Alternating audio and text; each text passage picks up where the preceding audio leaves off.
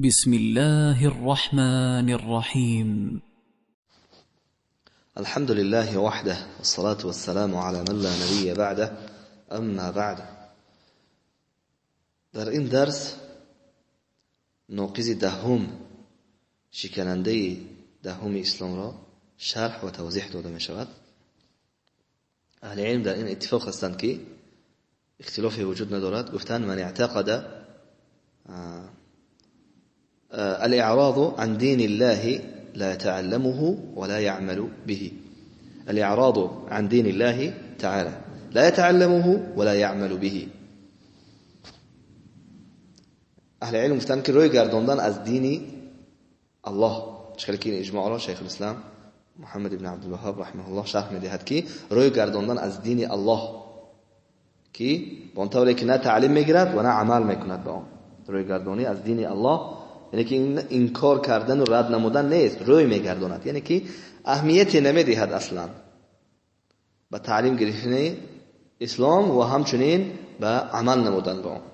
دلیل بر آن الله در سوره احقاف آیه 3 میفرماید والذین کفروا عما انذروا معرضون. آنانی که کافر شدند از آنچه که آنها را هشدار کرده شدند آنها چی کردند؟ روی گرداندند. اینجا روی گرداندند. الله آنهایی که کافر شدند گفت با چه چیز کافر شدند؟ یعنی که از جانب الله دین را رسانده شد، آنها چی کردند؟ روی گرداندند. اینجا سوال برمی آید که روی گرداندن از دین اسلام از چه چیز روی گرداندن؟ از کدام تعلیم و از کدام عمل روی گرداندن خاصتا کفر حسابیده می شود؟ و الله در سوره سجده آیه 22 هم میفرماید که و من اظلم ممن ذکر بآیات ربه ثم اعرض عنها انا من المجرمین منتقمون. الله در سوره سجده میفرماید که چی کسی ظالمتر و ستمکارتر از آن کسی است که به آیات‌های پروردگارش آنها وقتی که پند داده می شوند، وقتی که آنها را آگاه کرده می شود، آنها روی می گردانند. یعنی آیا از اینها ظالمتر وجود دارد؟ چی کسی ظالمتر از این خیل شخص ها هستند؟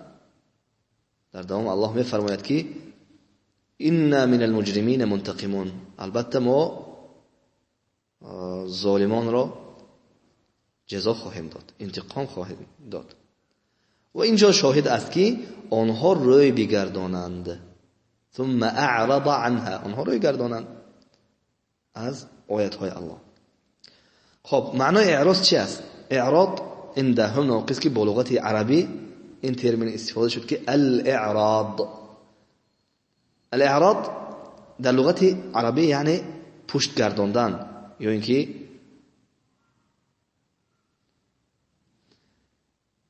میگه اعترضت عنه، یعنی که آن را روی گردانیدن و یا پشت گردانیدن حسابیده می شود. اعراض در لغت چی است؟ این معنا را دارد، یعنی روی گرداندن، پشت گرداندن حسابیده می شود. اینجا سوال میشد که در کدام حالت این روی گرداندن از چه چیز، خیلی که سوال را تکرار میکنیم، از چه چیز و در کدام حالت از تعلیم گرفتن دین و از عمل نمودن به دین انسان روی گرداند کافر میشود؟ البته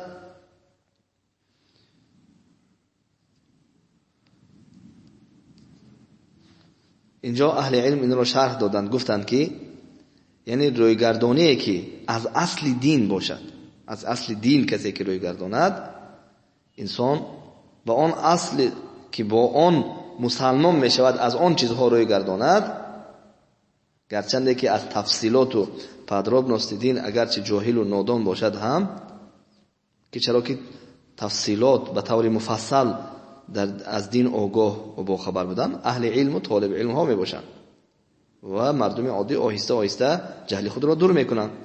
از همین جهت شیخ سلیمان ابن سحمان میگوید که یعنی فهمیدیم که کسی که روی گرداند در تعلیم گرفتن اصل دین چه است؟ مثل از توحید روی گرداند، از الولاء و البراء، دوستی و دشمنی، و همچنین شرک و مقصد و احکام شرک رو از ندونستنش کسی که روی گرداند این عذر شده نمیتوند که اینها اصل دین هستند. یعنی که الله را شناختن، یعنی که اقرار به بودن الله با جمیع توحیدهای قسمهای توحید و همچنین شرک عکسش و همچنین دشمنی نمودن و دوستی نمودن در راه الله و همچنین اینها را چی دانستن، این اصل دین است. و اقرار نمودن پیامبری پیامبر صلی الله علیه و سلم و خبرهای پیامبر خبر داده را تصدیق کردن و اینها که در موضوع قبول کردن پیامبری پیامبر صلی الله علیه و سلم میباشد اصل دین است. شیخ سلیمان ابن سحمان میگوید که انسان کافر نمیشود مگر از آن روی گردانیدنی که، یعنی که با آن روی گردانیدنی که از تعلیم گرفتن اصل دین که انسان با آن داخل میشد. اصل دین یعنی انسان با شناختن توحید و قسمهایش و عکسش دور بودن از شرک، با این انسان داخل میشد به اسلام.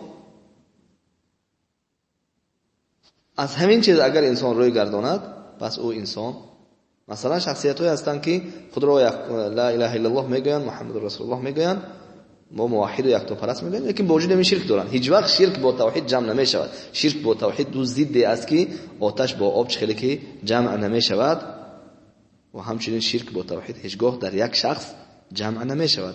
این آمد آن میرد، آن آمد وای میرود، یعنی با دیگر ضد هستند. از همین سبب شخصیت‌هایی هستند این خیلی انسان‌ها روی گرداندن از شریعت با وجودی که خود را موحد میگویند شرک دارند و از ندانستن شرک و قسم‌های شرک هیچ وقت عذر داده نمی‌شود، چون که به نسبت موضوع شرک عذر به جهل یعنی که جهل را عذر گرفته نمی‌شود.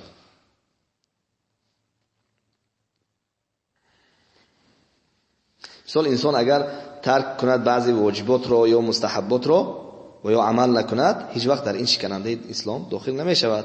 اما اینجا مقصد از تعلیم نگرفتن دین روی گرداندن و تعلیم نگرفتن و عمل نکردن به اصل دین است.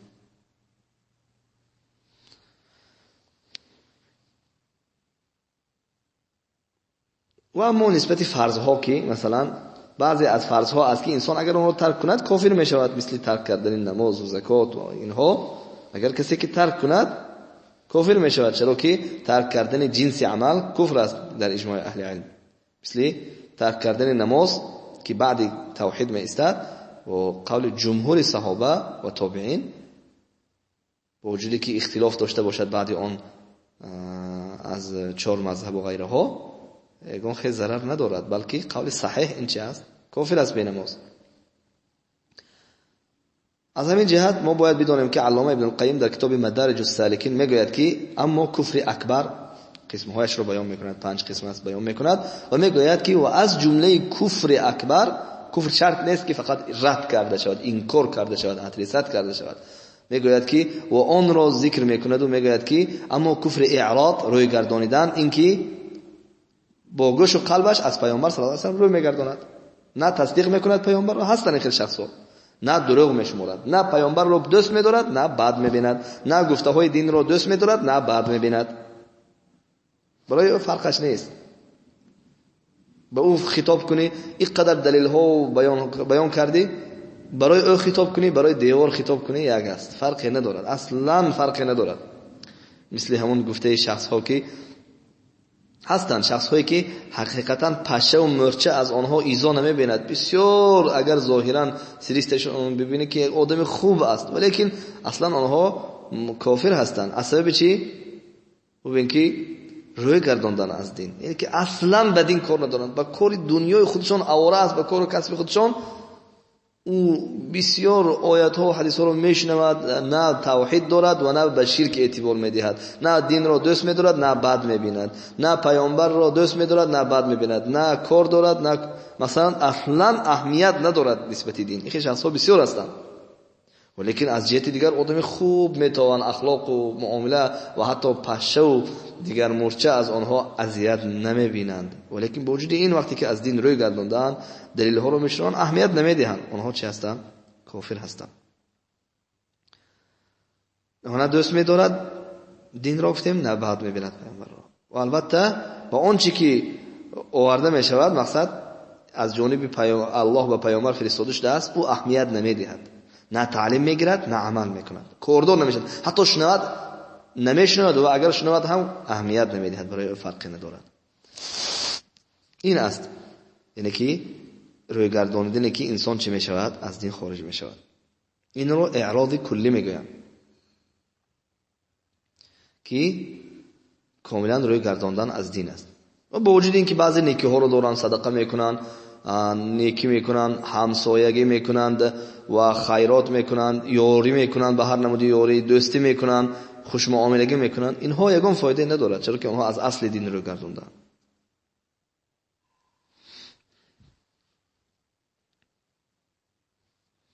مثال لا اله الا الله میگویند گفتیم، لیکن اون شخص چی کرده است؟ مثلا روی گردانده است از دین، مثلا توحید الوهیت، یگانه دانستن الله در الوهیت، تنها عبادت ها رو به الله صرف کردن، اعتقاد ندارد، برای فرقی ندارد. مثلا شرک و قسمای شرک رو اصلا اهمیت نمیدهد، روی گردانده است.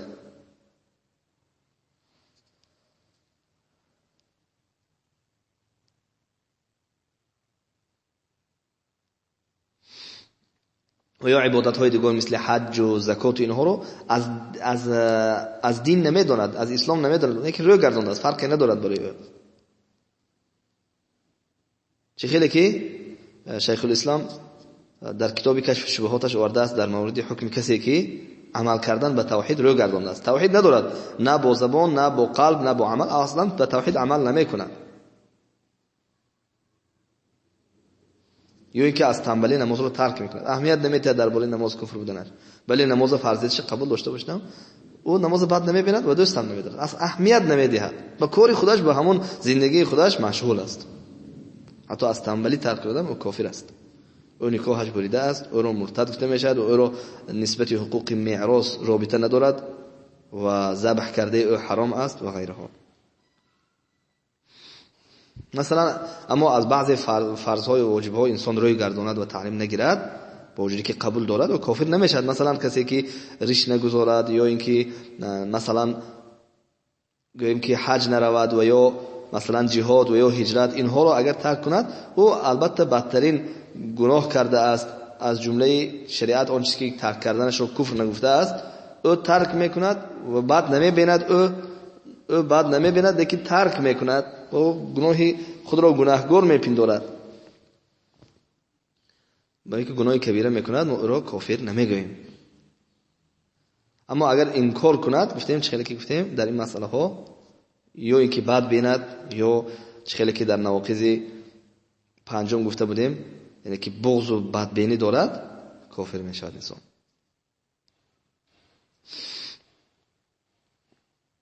و اینجا روی گرداندن از سنت ها، مثلا سنت ها رو کسی عمل نکند، با وجودی که اعتقاد دارد، سنت ها رو اعتقاد دارد که سنت های پیامبر صلی الله علیه و سلم است،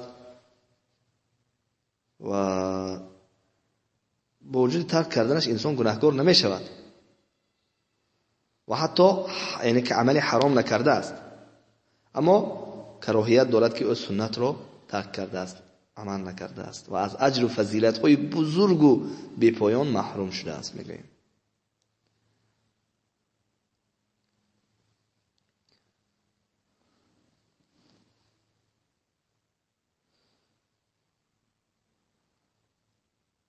و در آخر اینجا ما فهمیدیم که بله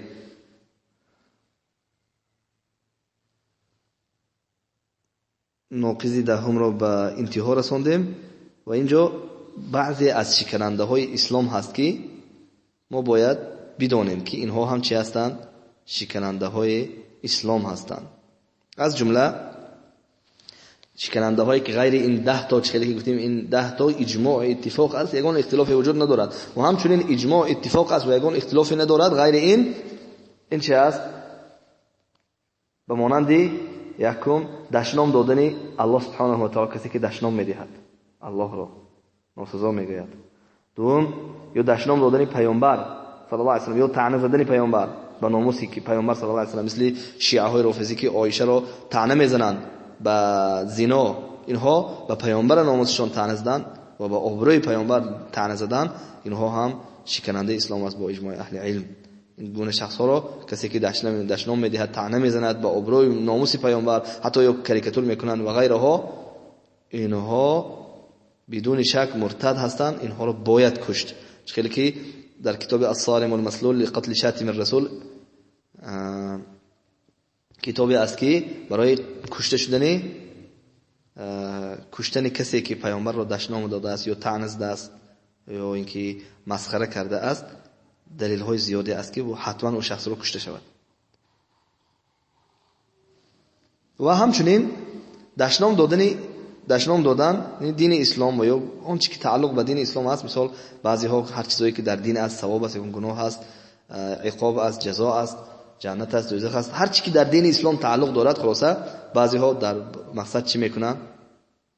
وقتی که برای آنها نفارد، وقتی که گپ زدی، دعوت کردی، فلان کنم این را، فلان کنم همین، مقصد اعوذ بالله بسیار سخنهای قبیح و دشنام آور را چیزی که در بین خود تاجیک‌ها هم وجود دارد، وقتی که دعوت کرده میشه، شخصانی هستند که دین را دشنام میدهند یا هر چیزی که به دین تعلق دارد، دین را فلان کنم، چنین کنم، چنان کنم، حقارت میدهند. این هم بدون شک که هر شخصی که دشنام میدهد او شخص چی است؟ کافر است. باید که از دیگر داخل شود به اسلام با کلمه لا اله الا الله و از همین نواقضی که گرفتار شده است توبه کند. و همچنین غیر این سه تا، چهارم توهین نمودن قرآن یا اینکه پس زدن و سرزنش کردن، طعن زدن به قرآن. کسی که قرآن را مثلا عادی تر میگیریم، قرآن را میگیرد میغراند به طور توهین، پس زدن. خب و هر نمودی از نمودهای توهین و پس زدن قرآن است، این کفر است. پنجم باشد تکفیر کردن صحابه ها یا مسخره کردن آنها. به طور عموم خیلی که رافضی ها و شیعه ها یا مسخره بازان و غیره ها چی میکنن؟ صحابه ها را کافر میگن، غیر از علی و غیر از حسین و طلحه و یک چند صحابه دیگه، همه چی صحابه ها را چی میکنن؟ کافر میگن این شیعه های رافضی. از این جهت ما اینها را، شیعه های رافضی ها را، خیلی که عالم های درباره عالم های مزدوری تاجیکستان میگن که نه شیعه با اهل سنت چی هستن؟ برادر هستن و غیره ها. نه، آنها کافر هستن. کافر با مسلمان چگونه برادر شود؟ دلیل به کفر آنها تا این 10 نواقض اسلام و این با علاوه بر آن 5 تای دیگر بیان کردیم که آنها چگونه شیعه ها در چندین نواقض اسلام گرفتار شدند. در این قسم هایی که ما بیان کردیم 10 تا و این 5 تای دیگر، در اکثریتش آنها گرفتار هستند. چگونه آنها برادر هستند؟ آنها مشرک هستند، اهل قبله نیستند. چرا که برای اهل قبله شدنش انسان 2 شرط دارد. یکی موحد، اهل توحید باشد، شرک نداشته باشد. دومش چی؟ با یکی از شکننده های اسلام گرفتار نباشد، بعد نام او اهل قبله است. اگر انسان صدها هر روز نمازها را به سوی قبله نگاه کرده نماز را ادا کند ولیکن او شخص مشرک باشد، توحید نداشته باشد و به شکننده از شکننده های اسلام گرفتار باشد، فایده ندارد. او اهل قبله نیست. خیلی که در کارکنان دین دموکراتی، امنیت و غیره ها از زمان طاغوت آغاز کرده تا پسترین لشکر عادیش در خانه هاشان جای نماز دارند و که نماز میرن، نماز میخوانند. فایده ندارد. آنها اهل قبله نیستند، برای که آنها با قانون غیر الله را، اون قانون ها را به الله شریک نموده مشرک شدند. برای آنها که مرتد شدند و دفاع میکنند از قانون غیر الله و دشمنی با قانون الله میکنند و ضد قانون الله میجنگند با فکر و با قانون و با سلاح و با غیره ها، برای آنها فایده نمیکنند. و اما ششم تکفیر کرد، چه که گفتیم تکفیر کردن صحابه پنجم است ششم گفتنی مقصد اینکه دین هیچ ربطی ندارد به دولت، چرا که حتی از بالای منبر رسول الله صلی الله علیه و سلم خیانت کرده عالم ها میگن که عالم های درباره مرتد میگن که دین از دولت جدا است. این عقیده انا همون دموکراسی است، عقیده دموکراسی است که آنها میگن دین از دولت جدا است، دین از شؤون اداره حیات جدا است، دخل ندارد، ربطی ندارد که حیات را برای اداره نمودنش یا برای دولت داری باید دین دخالت نکند. این گپ اصلا کفر است. چندین آیات های الله که دین سیاست است، سیاست مدار است، دین دولت است، دولت دین است، دین را باید دولت را باید دین کنترل کند و در اساس قانون های دین و در اساس قانون های قرآن و سنت. پس کسی که جدا میگوید او کافر است. دین را از دولت جدا گفتن این کفر است. و همچنین اعتقاد به این که تعلیم اسلام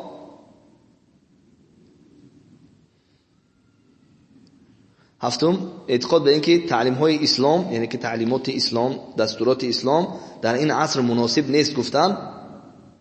اعتقاد به این داشتن که تعلیمات اسلام این یعنی که به این عصر ما نیست، این همون زمان بوده گذشت و در زمان ما اصلا مناسب نیست گفته اعتقاد نمودن، این کفر است. اون شخص کافر میشد، باید توبه کند و اسلام داخل شود و این عقیده را خود دور کند.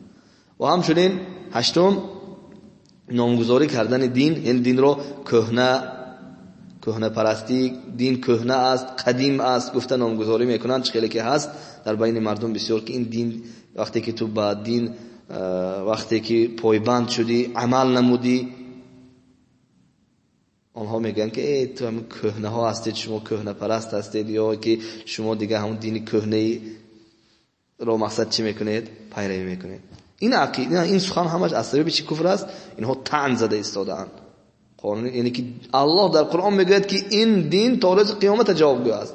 پیامبر آخر زمان است، تا روز قیامت احکام قرآن و حدیث ها تا روز قیامت جوابگو است. اما اینها میگن که نه، این دین کهنه شد، یا دین این چی است در عصر ما مناسب نیست.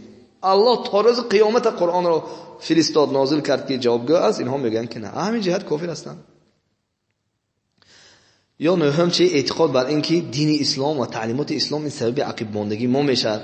یعنی ما اسلام گفتیم، دین گفتیم، در نتیجه ما کافرها با کیهان رفت، سپوتنیک رفتن، ما باشیم حالا دین میگوییم. این گپ کفر است. انسان یعنی که این همچون چی است؟ باز طعن زدن دین، گویا که دین سبب عقب ماندگی ما میشد. اعوذ بالله من الشیطان الرجیم. این گپ بی یگان شک چی است؟ کفر است که انسان کافر میشد.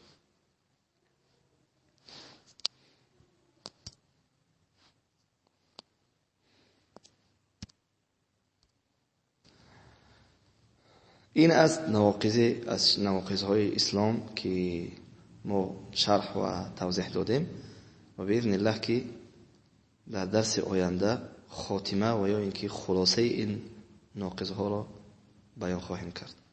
و آخر دعوانا ان الحمد لله رب العالمین.